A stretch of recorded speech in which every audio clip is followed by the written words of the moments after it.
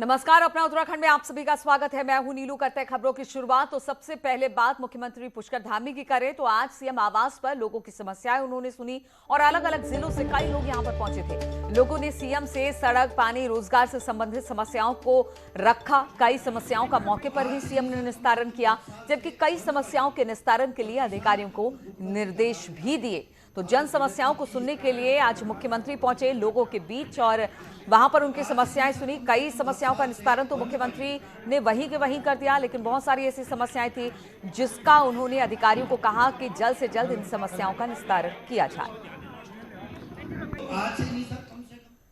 और 2022 के विधानसभा चुनाव के लिए कांग्रेस के लिए रामनगर की सीट दो नेताओं की नाक का सवाल बनी हुई है, जिन्होंने अभी से सीट पर अपना दावा ठोक दिया है।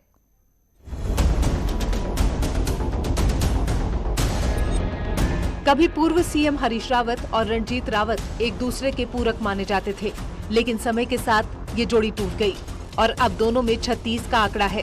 कांग्रेस के संजय नेगी का रणजीत रावत पर आरोप है कि उन्होंने सल्ट उपचुनाव में कांग्रेस की प्रत्याशी गंगा पांचोली को हराने का काम किया। वहीं संजय नेगी ने हरीश रावत के रामनगर से चुनाव नहीं लड़ने पर खुद की दावेदारी भी पेश कर दी। यदि हमारे पूर्व मुख्यमंत्री हरीश रावत जी चाहते हैं कि वो रामनगर से चुनाव लड़ें, तो निश्चित रूप से वो रामनगर से चुनाव लड़ें और हमारी पूरी टीम हरीश रावत जी को रामनगर से चुनाव लड़ाने का मन बना चुकी है और उन्हें चुनाव लड़ाया जाएगा।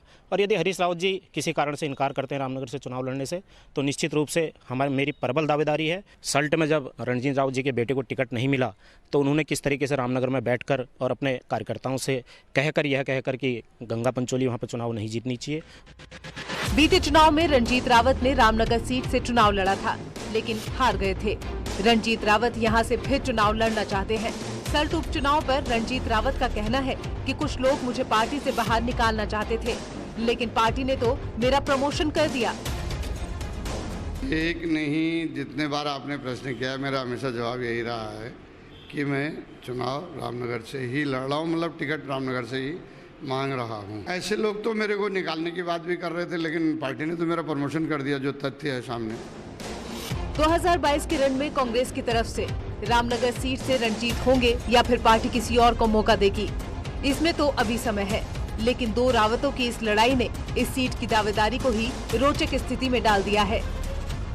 न्यूज़ 18 के लिए रामनगर से गोविंद पाटनी की रिपोर्ट। और सत्ता हासिल करने के लिए महिलाओं की सहभागिता बहुत जरूरी है। जनसभाओं में पुरुषों के बजाय महिलाओं की बड़ी भागीदारी फिलहाल यही संकेत दे रही है।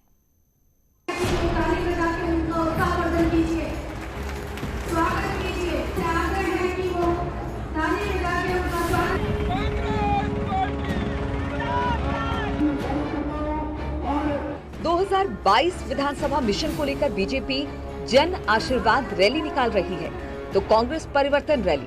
दोनों दलों की राजनीतिक जनसभाओं में महिलाओं की भीड़ उमड़ रही है, जो राजनीतिक दलों में महिला मतदाताओं की मौजूदगी की अहमियत भी बता रही है। देखिए, किसी भी परिवर्तन को हम संभव होता अगर देखते हैं तो बिना महिलाओं की सहभागिता के बिल्कुल नहीं हो सकती। महिला कार्यकर्ता चाहे बीजेपी की हो या कांग्रेस, दोनों का ही मानना है कि सत्ता परिवर्तन की चाबी इस बार महिलाओं के हाथ में है। महिलाएं पिछले एक दशक से जो है राजनीतिक क्षेत्रों में बढ़ चढ़कर भागीदारी ले रही हैं और आज वो महिलाएं जो है घर तक ही, मतलब चूल्हे तक ही सीमित नहीं है कि महिलाओं को जो है आज चाहे सामाजिक क्षेत्र हो चाहे राजनीतिक क्षेत्र हो, हर क्षेत्र में जो है महिलाओं की भागीदारी पुरुषों की तुलना अधिक होती है। देखिए, महिलाएं आज राजनीतिक क्षेत्र में ही नहीं, हर जगह अपनी बढ़ चढ़कर हिस्सेदारी निभाती हैं। आज महिलाएं अपने बलबूते पर बहुत आगे बढ़ी हैं। अभी आपने देखा ओलंपिक खेल में महिलाएं गोल्ड मेडल जीत के आई हैं और ऐसे ही मैं राजनीति में भी कहूँगी महिलाएं अपने बलबूते पर आगे बढ़ रही हैं। बीजेपी और कांग्रेस दोनों की रैलियों में बड़ी संख्या में महिलाओं की भीड़ उमड़ रही है, लेकिन पलड़ा किसका भारी बैठेगा ये तो समय ही बताएगा। खटीमा से न्यूज़ 18 के लिए कमलेश भट्ट की रिपोर्ट। और उत्तराखंड में कोरोना के साथ साथ अब डेंगू का भी खतरा बढ़ने लगा है। अकेले राजधानी देहरादून में डेंगू के 12 मरीज सामने आए, जो एक ही कॉलोनी इंदिरा नगर के हैं। ऐसे में स्वास्थ्य विभाग और नगर निगम की व्यवस्थाओं की पोल खुल गई है। स्वास्थ्य विभाग और नगर निगम पिछले 3 महीने से डेंगू के बचाव के लिए व्यवस्थाएं बना रहा है, लेकिन जब डेंगू का प्रकोप सामने आया तो देहरादून में डेंगू के मामले भी दिखने लगे। हालांकि सीएमओ का दावा है कि डेंगू से बचाव के लिए हर तरह के उपाय किए जा रहे हैं। यह है कि ये जो 12 केसेस आए हैं ये लगभग एक ही एरिया से हैं। इसमें जो ज़्यादा दिखाई पड़ रहा है इंदिरा नगर क्षेत्र जो है वहाँ पे दिखाई पड़ रहा है। और वैसे हमारे जो टीम है वो पूरी की पूरे देहरादून में जो है इसमें लगी हुई है। अपने जगह जगह लोग जा रहे हैं, सैंपल्स ले रहे हैं, लार्वा लोग जो हैं कलेक्ट कर रहे हैं और लोगों को जो है शिक्षित कर रहे हैं कि भाई जब आपके यहाँ जो पानी जमा हो रहा है इसको आप खाली करते रहें, क्योंकि बरसात की वजह से छोटे छोटे ढक्कनों में, खाली पड़े बर्तनों में पानी इकट्ठा अपने आप हो जाता है। और नगर आयुक्त कोटद्वार के फर्जी साइन कर नगर निगम के खाते से 22 लाख की चोरी मामले में अकाउंटेंट समेत 2 कर्मचारियों पर गिरफ्तारी की तलवार लटक रही है। वहीं मामले में मेयर कोटद्वार हेमलता नेगी ने पिछले 15 साल के कार्यालय की भी जांच की मांग की। मेयर कोटद्वार का कहना है कि 2005 की चेकबुक में 2021 से 22 लाख की रकम निकाली गई। इससे अंदेशा है कि इससे पहले भी निगम के खाते से कभी पैसे निकाले गए होंगे। मेरा कहने का मतलब है कि जब 2005 के चेकबुक किस में यूज़ किए जा रहे हैं, यानी वो बंदा 5 से ही कुछ ना कुछ करता रहा होगा। 5 के बाद जो भी आए यहाँ पे तो कुछ ना कुछ तो हुआ ही होगा या कोई मिलावा होगा उसमें। जो भी है ये तो क्लियर हो जाएगा, कुछ ही दिन में मालूम हो जाएगा। और कुमाऊं के पर्वतीय जिलों में बारिश के चलते 478 पीडब्ल्यूडी की सड़कें बंद हो चुकी हैं। आज 1 दर्जन सड़कें बंद हैं, जिन्हें पीडब्ल्यूडी द्वारा खोलने का प्रयास लगातार किया जा रहा है। इसके साथ ही पीजीएसवाई की भी दर्जनों सड़कें बंद है। इसमें ग्रामीण गांव में ही कैद होकर रह गए हैं। इन सड़कों को अब दोबारा से बेहतर बनाने के लिए करीब 3.5 करोड़ रुपए की आवश्यकता है, जिसका एस्टीमेट शासन को भेजा जा चुका है। देखिए, मेरे जोन में 4 जिले आते हैं, अल्मोड़ा, बागेश्वर, पिथौरागढ़ और चंपावत। तो चारों डिस्ट्रिक्ट में मिला के टोटल अब तक का जो फिगर हमारे पास है 478 मार्ग हमारे बंद हुए थे, जिसके विरुद्ध हमने 467 मार्ग ऑलरेडी खोल दिए हैं। 11 आज की डेट में सिर्फ 11 मार्ग हैं जो बंद हैं, लेकिन रेस्टोरेशन करने के लिए अभी हमें पैसे की ज़रूरत है, जिसके लिए हम लोगों ने एस्टीमेट ऑलरेडी भेजे हुए हैं। और नैनीताल का बलिया नाले का कटान पिछले कई सालों से नासूर बना है, जिसमें शहर की चिंता बढ़ा दी है। पिछले 1 हफ्ते के दौरान पानी से हो रहे कटाव के कारण भूस्खलन की भी आशंका बढ़ गई है। तो स्कूल के पास और घरों की तरफ दरारें भी पड़ने लगी। भू कटाव का ट्रीटमेंट काम भी अभी नहीं शुरू हो पाया है। साल 2019 के बाद तैयार डीपीआर पर काम शुरू होने की उम्मीद थी, लेकिन कोरोना के चलते काम नहीं शुरू हो पाया। के लिए सबसे खतरा है, क्योंकि जो है ये जीआईसी स्कूल के जो नीचे वाली जहाँ प्रिंसिपल आवास है उसके नज़दीक जो है पहाड़ पहुँच गया है। तो उसके बाद जो है ऊपर कॉलेज के लिए और नैनीताल की जनता के लिए और नैनीताल के लिए जो है बहुत बड़ा खतरा ये होने को जा रहा है। तो पिछली जब हाई पावर कमेटी की जब मीटिंग हुई थी उसमें ये तय हुआ था कि सिंचाई विभाग के माध्यम से एक नोडल ऑफिसर्स, नोडल विभाग सिंचाई विभाग को बनाते हुए एक इसमें ओपन टेंडरिंग की व्यवस्था इसमें की गई है, जिसमें जो भी प्राइवेट पार्टी जिसमें पार्टिसिपेट करेंगे। और विभिन्न मामलों में कई बार गुस्सा होकर अधिकारियों पर बरसने वाले कैबिनेट मंत्री सतपाल महाराज का कहना है कि कई बार मजबूरन सख्ती करनी पड़ जाती है। श्रीनगर गढ़वाल दौरे के दौरान सतपाल महाराज ने हंसते हुए कहा कि राजनीति में साम दाम दंड भेद अपनाने पड़ते हैं। उन्होंने कहा कि सख्ती से पेश आने के परिणाम भी मिलते हैं। जब आपको पूरा पैसा मिल रहा है, किसी भी गांव की लोकेशन गुस्सा ऐसा है, थोड़ा सा मैं ये बताना चाहता हूं कि भाई ये चीज़ें जो हैं सीरियसली लेनी चाहिए और इसमें जो है तेज़ी लानी चाहिए, क्योंकि मैं आप देखिए गांव के अंदर पानी नहीं है तो गांव में लोग रहेंगे कैसे। उनको सख्त किया और कसा जरा कि भाई पानी लाओ, और उसका परिणाम ये हुआ कि शाम तक पानी आ गया। तो थोड़ा सा सख्ती करनी पड़ती है, साम दाम दंड भेद अपनाने पड़ते हैं राजनीति में।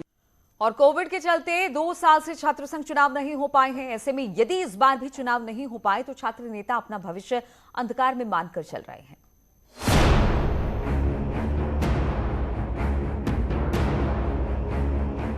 यूनिवर्सिटी और कॉलेज अब फुल टाइम खुल जाए, ये सिर्फ पढ़ने वाले छात्र ही नहीं बल्कि छात्र नेता भी चाह रहे हैं, क्योंकि बीते 2 साल से छात्र संघ चुनाव नहीं हो पाए हैं।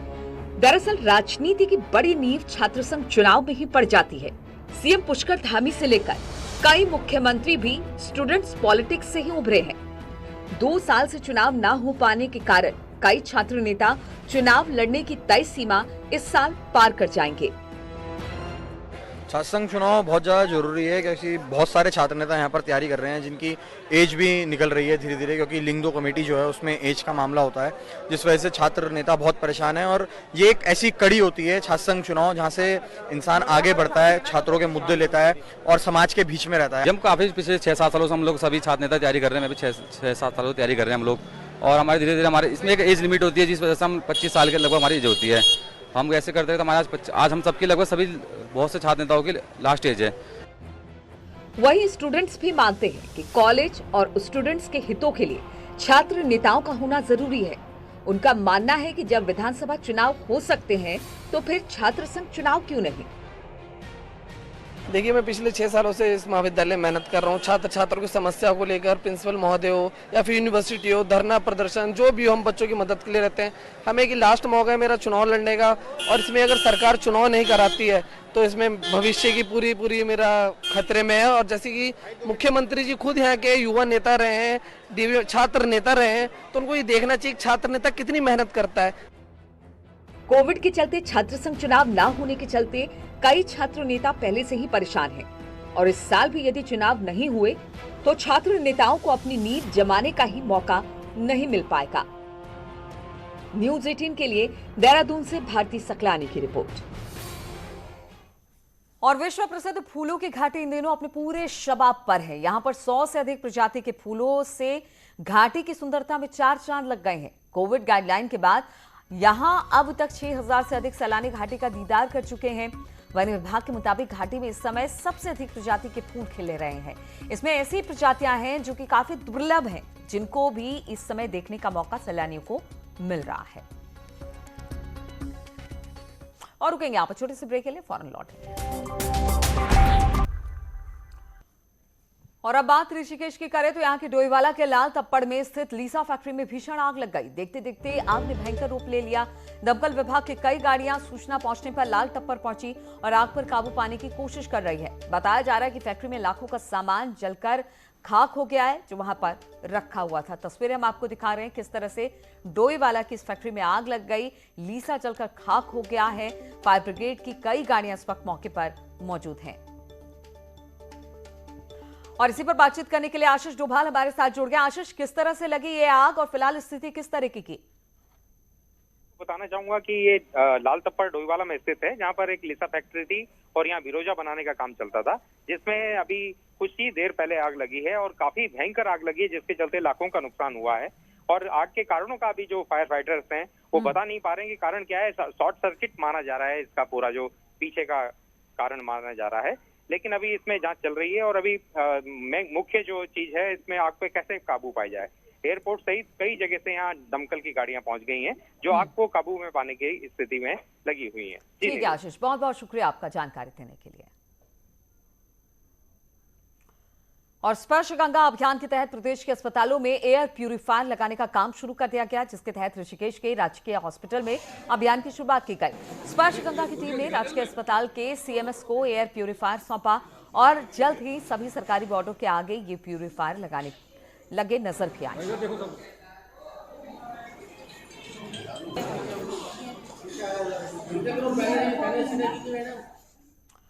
तो इस बुलेटिन में फिलहाल इतना ही, लेकिन जाते जाते देख लेते हैं अभी की हेडलाइन।